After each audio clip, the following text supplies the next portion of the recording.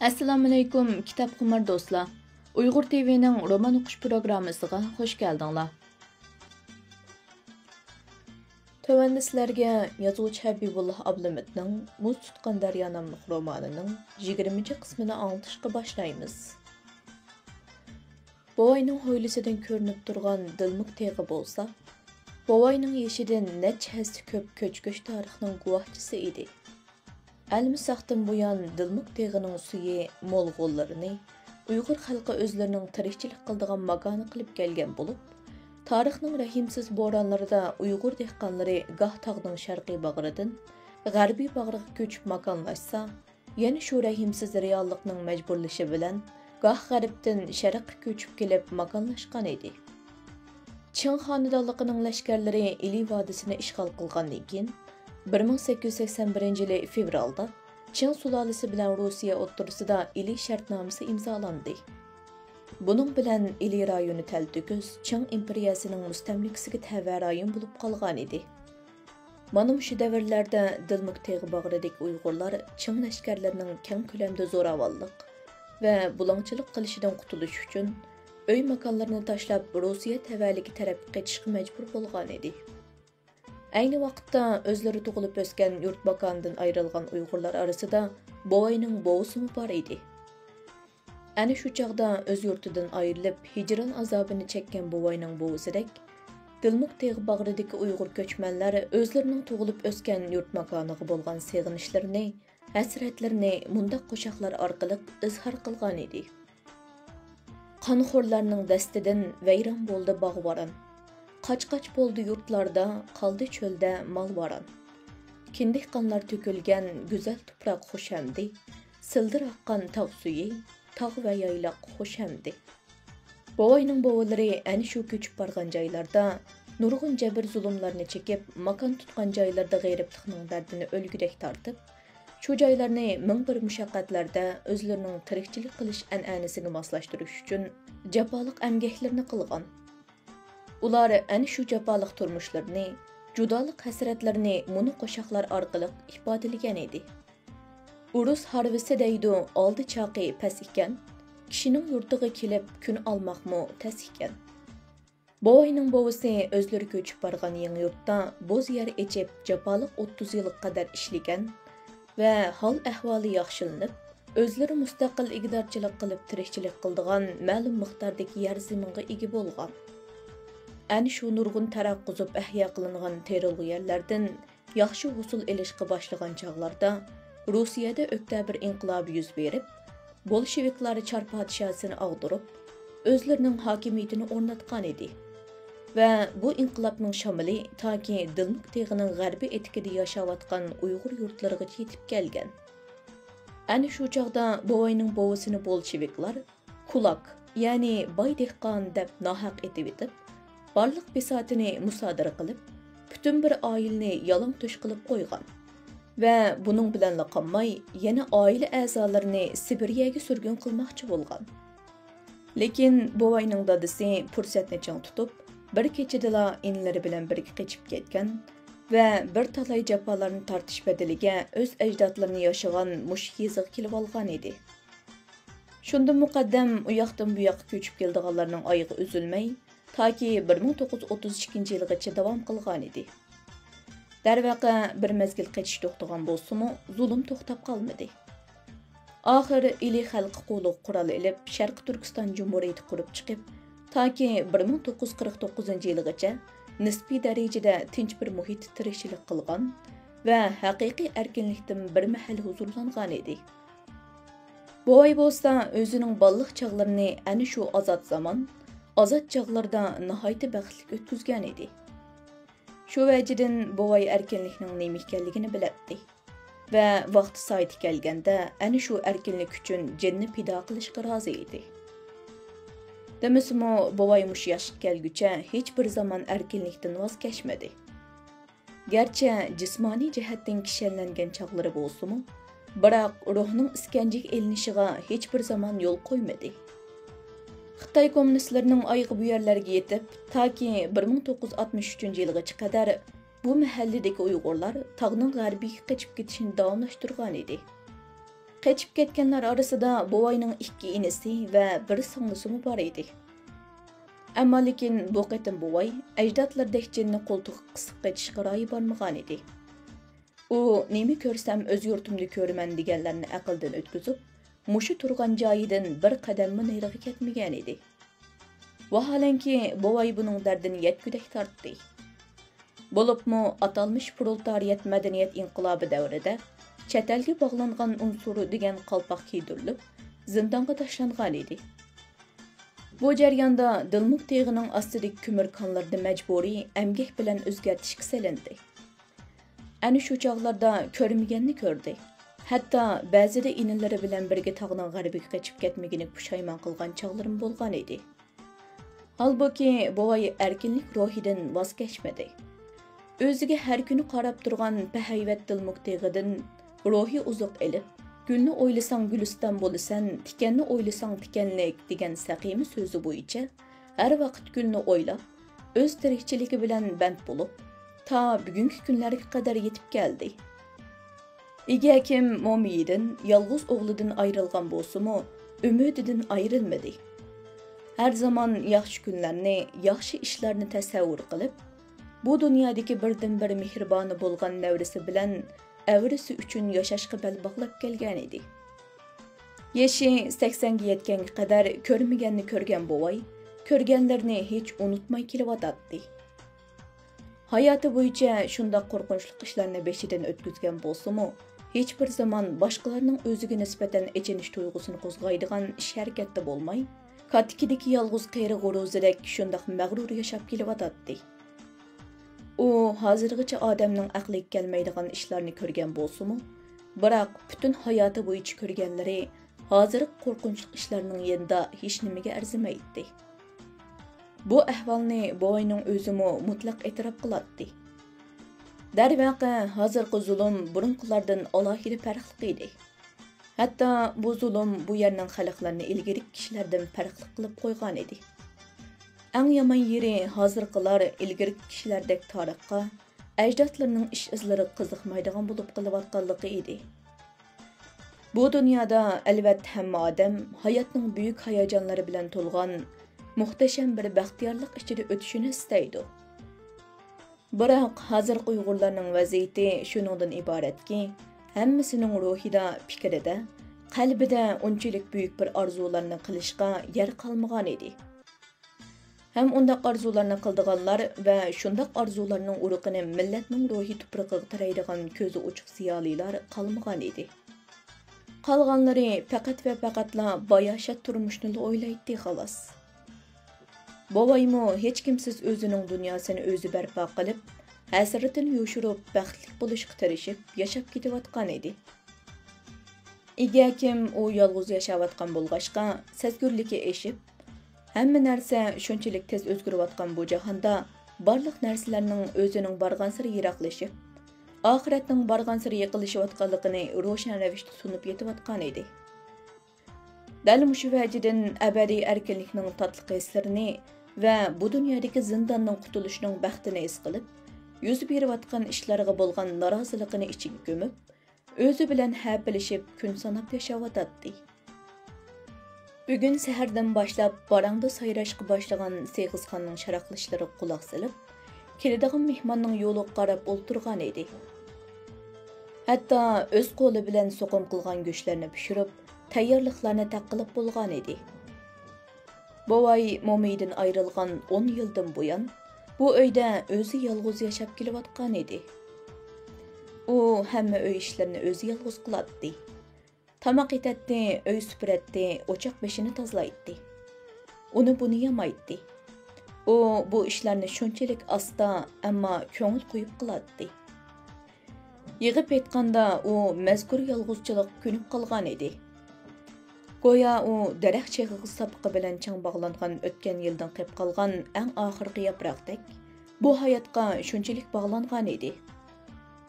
Biroq kundan kunga taslashib ketayotgan hayotning mushaqqatlari ichida amdi charchagandek qiladi va qiyirgan siri yolg'izlikning asrati uni qiynab qo'yayotgan edi. Shu topning o'zida navrisi bilan avrisini ko'rgan bovay, ko'nglida Seg'izxonga rahmat aytgandek qilib, Derisde görünüp turgan baranga bir köz atdı. Ve lekin Segizxan joyda ko'rinmaydi. Bovay nevri ve evrisi bilen yana qaytı halmon so'rashgandan keyin ularga termosga yangili qo'yib qo'ygan qaynoq suv bilan chaynak choy damlashga tutish qildi. Dal mush chog'da yosh xonim o'g'lini elib ko'yliga chiqdi va hojatxonaga kirib chiqqandan keyin qo'llarini pokiz yuvib yana uyga kirdi. Shu orliqda Bovay shiraning ustini mush yezining dehqonlari o'z qo'li bilan tergan buğdayning unni sut qaymoqlari bilan yugurib yoqqan to'qashlar va quruq yal yemish, qand kesaklar bilan bezib o'tgan edi.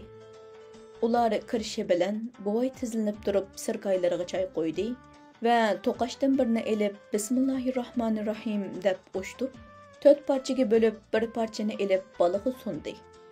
Bu chog'da bola yaqimliq kulib turib, Bovay uzatgan nonni oldi va yetiqim sirab turib, "Rahmat bova" deb asta pichirladi.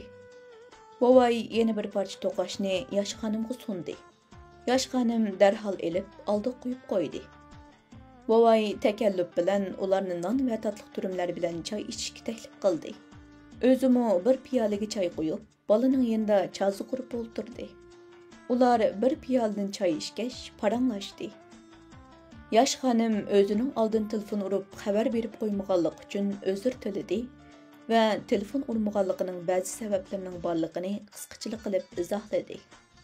Ya'ni bu yerga qancha shabsiz kelsa va qilmoqchi bo'lgan ishining busini chiqarmay qilsa, shuncha yaxshi bo'ladi deb o'ylaganlik uchun telefon qilmayla tuyuqsiz kelganligini so'zlagach, yo'ldoshining lagerdan chiqargan maktubining qisqacha mazmunini aytdi va yo'ldoshining eng oxirgi so'zlarini Bovayga aynan dedi. Mening o'z taqdirimni o'zgartirish kuchim yetmaydi. O'z taqdirini o'zgartirish iqtidori erkin bo'lgan insonlarga berilgan ne'matdir. Men bo'lsam bir mahkum.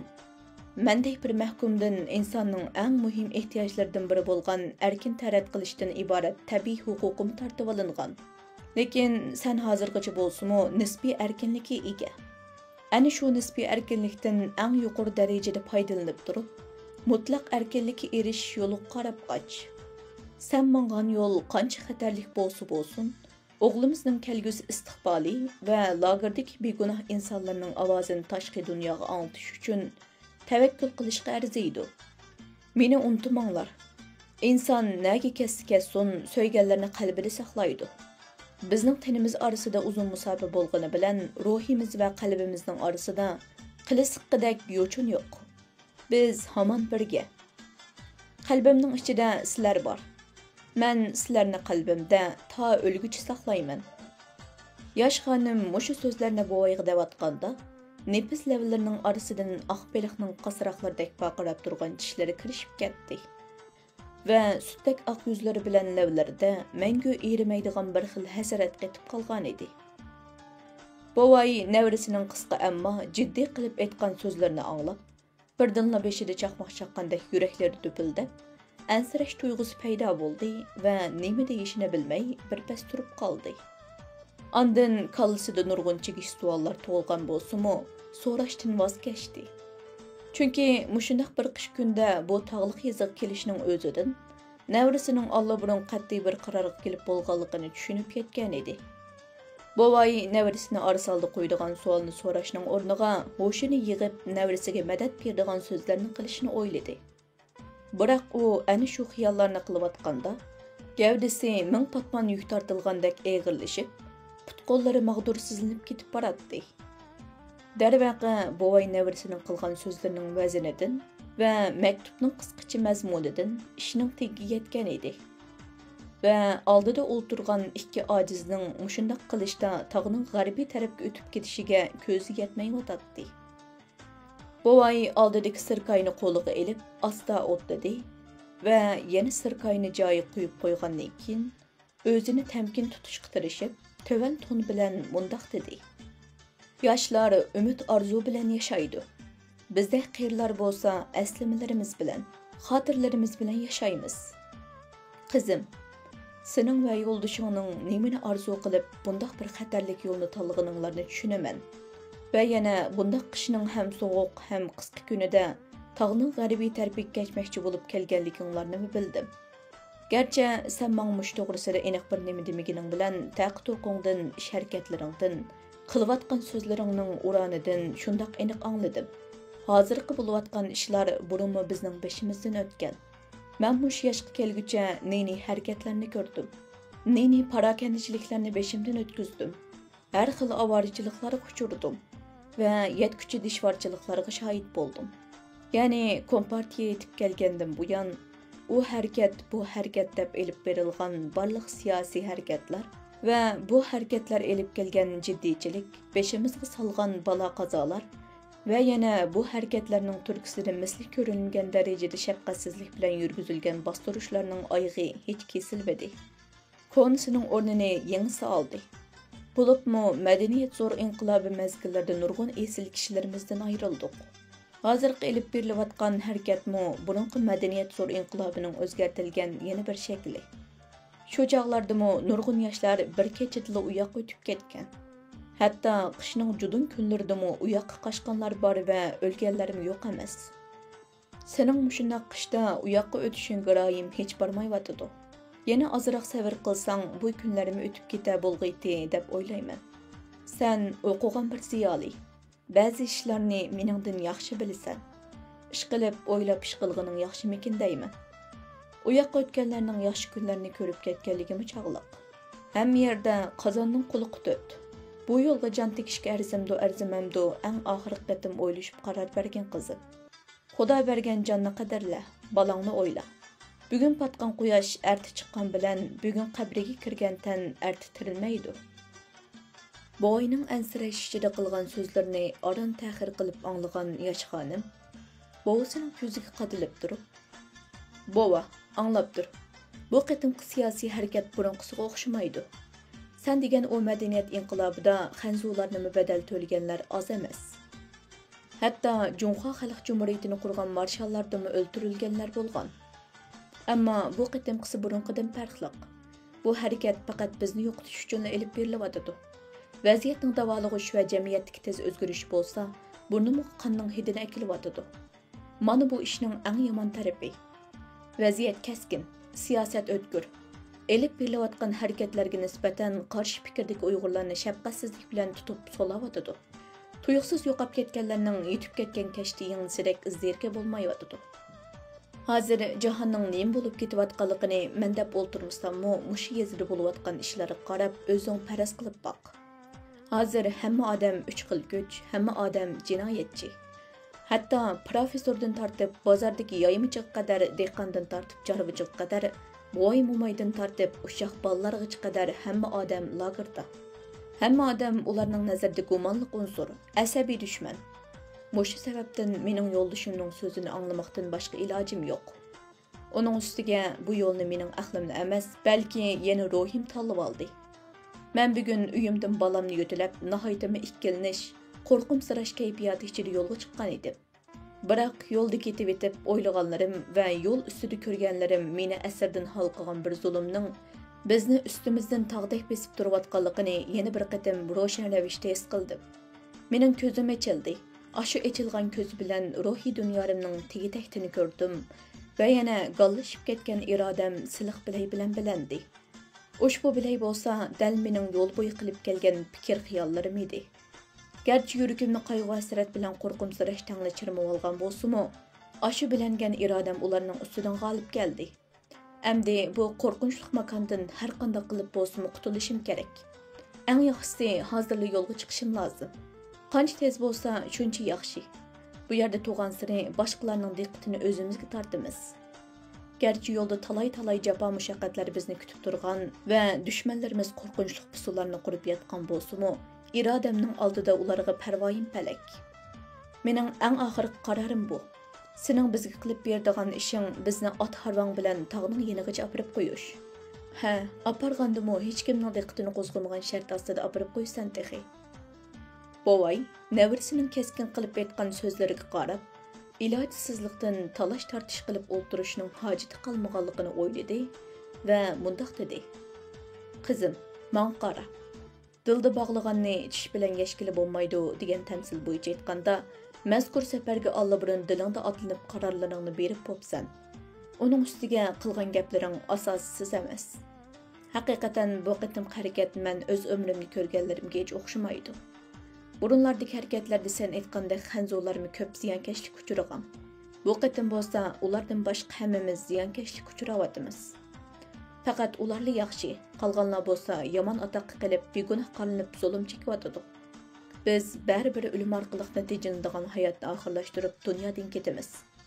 Madamikin ahvol bundaq ekan, o'zing to'g'ri deb bilgan yo'lda o'lib ketadigan ish bo'lsa-mu, niytingdan yanma. Aytqaningdek vaziyat bizning tasavvurimizdagidanmi necha hassa yomon. Undaq bo'lmasa, yo'ldoshing ashundaq bir maktubni yozmas edi. Darvaqa bugunni bo'lsa, tunugunni armon qilish bilan o'tkazayotimiz. Jahon mushundaqla ketaveradigan bo'lsa, ata bugunni armon qildiganligimiz mutlaq. Bovay so'zini oxirlashtiribla oldida gapiga quloq selib o'ltirgan nevrisiga qaradi. Yosh xonim bovisining birdilla taltikus o'zgarayotganligidan xush bo'lgan edi. Uning bu xushalliqi bir jup ko'zining ichida julanib turardi.